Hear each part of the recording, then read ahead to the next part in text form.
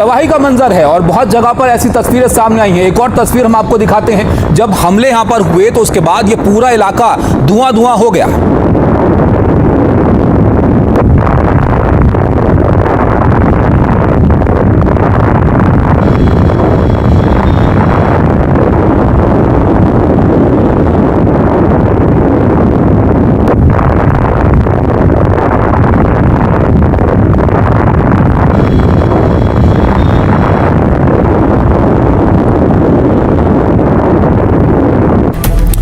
लेकिन सवाल अब यह है कि जो बातचीत की कोशिश हो रही थी उसके बाद अचानक से ऐसा क्या हुआ कि तनाव यहां पर पैदा हो गया। और एक और सवाल यह भी कि अब क्रूड की कीमतों का क्या होगा, क्योंकि स्ट्रेट ऑफ हॉर्मुज एक बार फिर से इसकी एक बड़ी वजह है। चलिए इसको भी जानते हैं और विस्तार से इस पर आपको जानकारी देते हैं। ईरान अमेरिका में हॉर्मुज के चक्कर में सीजफायर टूटा है। जहाजों को निशाना बनाने के आरोप में अमेरिका ने हमले यहां पर कर दिए हैं, तो अब ईरान ने हॉर्मुज बंद करने के लिए धमका दिया है। ईरान धमकाते हुए कह रहा है कि अगर हमले किए तो हॉर्मुज बंद कर देंगे। और ईरान की संसद के स्पीकर हैं मोहम्मद गलीबाफ, उन्होंने यहां पर कहा कि अमेरिका को दादागिरी और वादे तोड़ने की कीमत चुकानी पड़ेगी। अगर आप हमला करेंगे तो आपको जवाब भी इसका मिलेगा। बेकार की कोशिशें अमेरिका ना करे, आप और गहरे दलदल में फंसते चले जाएंगे। ये सीधी चेतावनी अमेरिका को ईरान दे रहा है। हॉर्मुज को अमेरिकी धमकियों से नहीं, हमारी शर्तों पर खोला जाएगा, ये बात उन्होंने साफ कर दी है। उधर ट्रंप के ईरान के नेतृत्व को बेकार बताकर एक बड़ा बयान यहां पर दे दिया गया और कहा कि वो बीमार मानसिकता के लोग हैं और उनसे बात करना बेकार है। डोनाल्ड ट्रंप ईरान के बारे में बात कह रहे हैं, तो आप सोचिए फिर बातचीत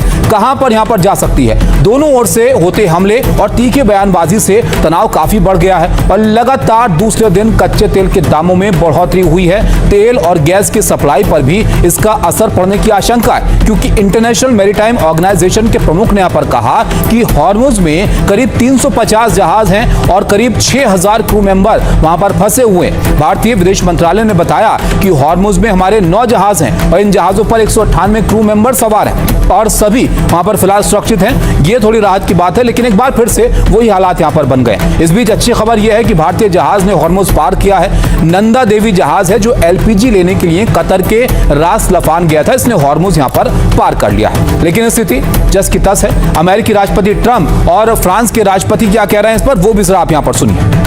उन्होंने कुछ समय पहले फोन किया, वे समझौता करना चाहते हैं, लेकिन मुझे नहीं पता कि वे इसके योग्य हैं। मुझे नहीं लगता कि वे समझौते का पालन करेंगे।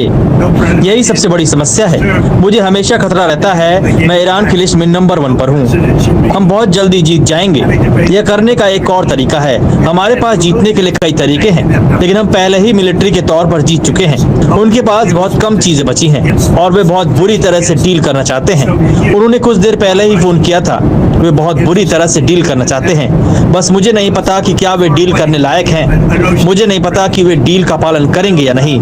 यही समस्या है।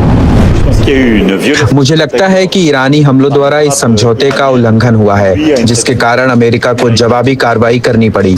मेरा मानना है कि ईरानियों द्वारा किए गए ये हमले गलत थे, जो स्वयं उनके द्वारा हस्ताक्षरित समझौते का उल्लंघन करते हैं, जिसे इस्लामाबाद में तैयार किया गया था और ल्यूसर्न्स में हस्ताक्षरित किया गया।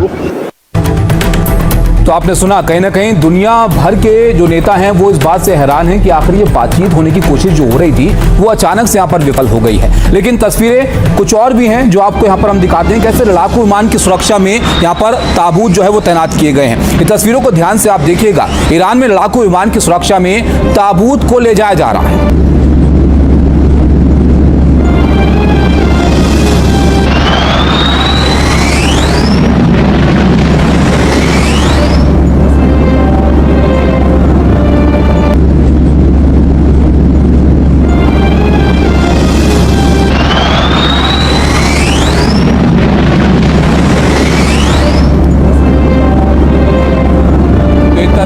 कुछ इस तरह की तस्वीरें हैं जो आमतौर पर नजर नहीं आती हैं। एक ताबूत को ले जाने के लिए लड़ाकू विमानों को सुरक्षा में तैनात यहाँ पर करना पड़ा है और ये स्थिति इसलिए है क्योंकि अमेरिका एक बार फिर से हमले के मूड में है और तनावपूर्ण हालात यहाँ पर हो रहे हैं और अली खamenei का जनाजा यहाँ पर निकलना है और उस ताबूत के लिए कैसे आप देखिए लड़ाकू विमानों से सुरक्षा देनी पड़ रही है।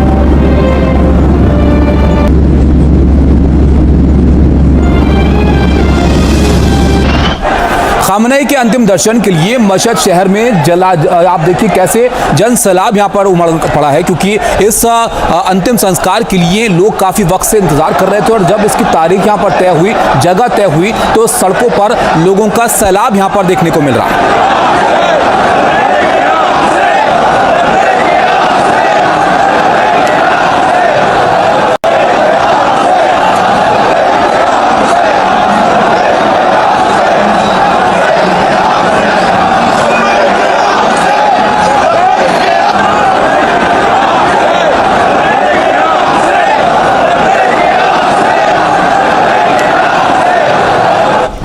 लब्बैक या हुसैन की नारेबाजी हो रही है और जनाजे में शिरकत करने के लिए लोग सड़कों पर उमड़े पड़े हुए हैं और तादाद कितनी है ये अंदाजा लगाना भी यहां पर मुश्किल है। मस्जिद में भी लोगों की भीड़ यहां पर जुटने लगी है।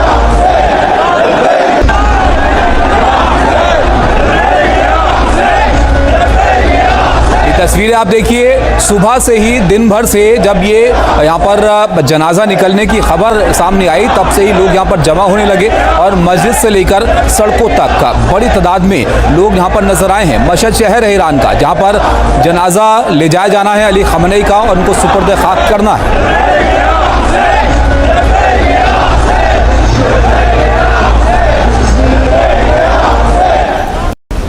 कुछ और तस्वीरें हम आपको दिखाते हैं जिसमें आप देखिए उस दरगाह पर जहां पर उनको दफनाना है, जब खamenei का ताबूत लाया गया तो लोगों की भारी भीड़ वहां पर मौजूद थी और भावुक लोग यहां पर नजर आए।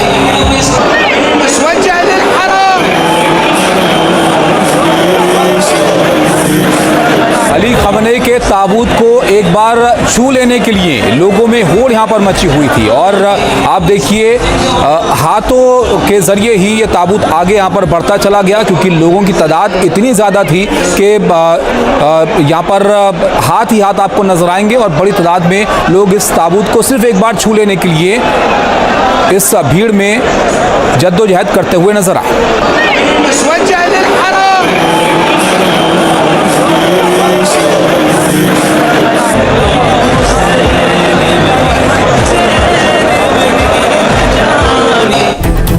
तस्वीरें आपने देखी यहाँ पर अली खamenei का अंतिम संस्कार होना है, लेकिन सवाल यह है कि आखिर खamenei के अंतिम संस्कार के लिए मशहद शहर को ही क्यों चुना गया। तो चलिए आपको बताते हैं कि इस शहर को ही आखिर यहाँ पर क्यों चुना गया, इसकी अहमियत क्या है। मशहद आज ईरान का दूसरा सबसे बड़ा शहर है। मशहद का मतलब होता है शहीद होने की जगह, जो शिया मुसलमानों के एक इमाम से जुड़ी हुई है। वो पैगम्बर मोहम्मद के वंशज इमाम रजा हैं। इमाम रजा शिया इस्लाम के 8वें इमाम माने जाते हैं और कहते हैं कि बढ़ती लोकप्रियता से डरकर उनकी हत्या हो गई थी। दावा यह है कि तब के शासक अब्बासी ने जहर देकर उनको मरवा दिया था। जहां इमाम रजा को दफनाया गया, बाद में वो जगह मशहद कहलाई, क्योंकि रजा इकलौते ऐसे इमाम हैं जिन्हें ईरान में दफनाया गया है। बाकी इमामों को सऊदी अरब या फिर इराक में दफनाया गया है। मशहद शहर में मौजूद इस इमाम रजा की दरगाह इसे कहते हैं और मशहद शहर और ये दरगाह शियाओं के लिए बहुत पवित्र है और मक्का, मदीना और करबला के बाद सबसे पवित्र इसको माना जाता है। यहाँ पर हर साल दुनिया के कई देशों से लाखों शिया पहुंचते हैं और इसी दरगाह में अब अली खamenei को भी दफनाया जाना है। लेकिन आप देखिए, खamenei के अंतिम संस्कार के बीच अमेरिकी सेना ईरान पर बम बरसा रही है। इन हमलों पर अंतिम संस्कार में आए लोग क्या कह रहे हैं वो भी आपको दिखाते हैं। ये लोग दुश्मनों को यह संदेश देना चाहते हैं कि वे अपनी बात पर अडिग हैं और सही गलत की इस लड़ाई में इराकी और ईरानी जनता एक है। इराकी लोग सही पक्ष और इस्लामिक रिपब्लिक के साथ एकजुट है। ईश्वर ने चाहा तो वे दुश्मनों के गले पर एक हाथ और एक तलवार बनकर खड़े होंगे। इराक की जनजातियां और खासकर करबला की जनजातियां महान आयतुल्लाह अली खamenei के अंतिम संस्कार जुलूस में शामिल हो रही हैं। उन्होंने इस्लाम और इस्लामी दुनिया के लिए बहुत कुछ किया है। वे वैश्विक अहंकार और अमेरिका इजराइल के हमलों के खिलाफ डटे रहे। उन्होंने सभी उत्पीड़ित देशों का समर्थन किया, अंततः शहादत प्राप्त की। जैसा कि इमाम हुसैन ने कहा था, खून तलवार पर भारी पड़ा। सब कुछ वैसा ही है जैसे इस तनाव की शुरुआत हुई थी। अमेरिका हमले करता है, ईरान नजदीकी देश जहां पर अमेरिका के बेस है उनको टारगेट करता है। आप देखिए दोनों के बीच जब वार पलटवार हो रहा है तो फिर से ये हिंसक रूप ले रहा है। ईरान के बुश शहर की तस्वीरें आपके सामने हैं। अमेरिका के हवाई हमले के बाद इमारतें जलती हुई दिखाई दे रही हैं।